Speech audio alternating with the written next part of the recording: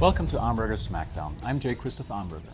Not a week goes by that educators, industry, and even politicians deplore the declining enrollment of American students majoring in math, science, and engineering. There are fewer undergraduate students majoring in the computer sciences today than there were in the late 1990s. The Computing Research Association statistics show that the number of freshmen who list computer sciences as a probable major has fallen by 70% since 2000.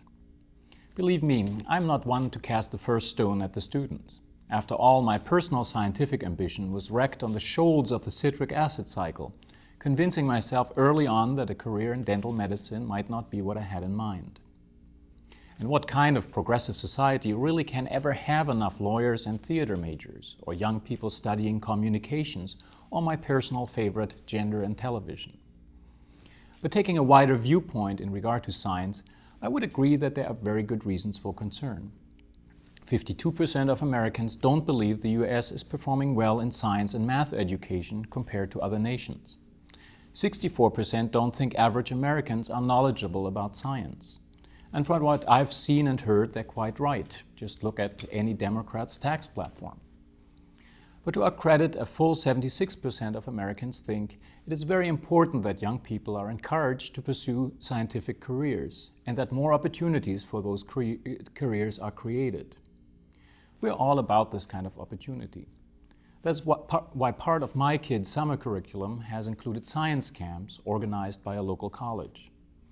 In its laboratories, situated in the almost bucolic rolling hills just north of Baltimore, summertime laziness is being counteracted productively by dedicated professors who do all kinds of nifty scientific stuff with the kids. Physics experiments, chemistry, forensic sciences even.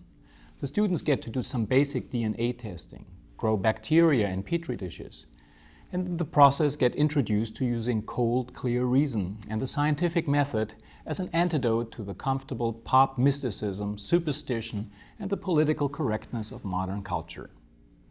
The questions remain, though. Will all those entertaining experiments these kids are doing over the summer truly prepare them to go head-on-head with peers from other nations whose old-fashioned approach of discipline and single-minded dedication scores ever so much higher on standardized tests? Will these boys and girls one day cure cancer, put a man on Mars, conquer space and the fifth dimension? I admit to having doubts. Up until yesterday, that is, when I received a letter from my son's science camp coordinator, a bona fide academic PhD in the sciences.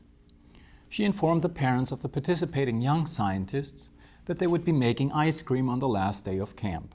And since this would be a science experiment, no effort would be spared to get the science part just right. She assured us, to satisfy kosher dietary restrictions, I will purchase new stainless bowls, wooden spoons, plastic bowls, and plastic spoons. A parent has volunteered to take the bowls and spoons to his synagogue to complete the preparation of these items for use. Conquest of space, cure of cancer, global warming, never doubt. Those kids may just bypass these suddenly rather mundane-sounding goals and move past physics straight to metaphysics, from biochemistry to Dianetics, from nuclear fusion to rapture. What other nation can boast of the same openness of science to observance of divine guidance? I say we're not doing enough of it. Start using holy water in your chemistry experiments. Use test tubes made from the sacred sands of a holy Shinto shrine, or have the petri dishes blessed by an Asatru shaman. Just think of how far we could go by focusing on tempering reason with tradition. Why bother with space if you can shoot for paradise? For TFN FinancialNews.com, I'm J. Christoph Armberger.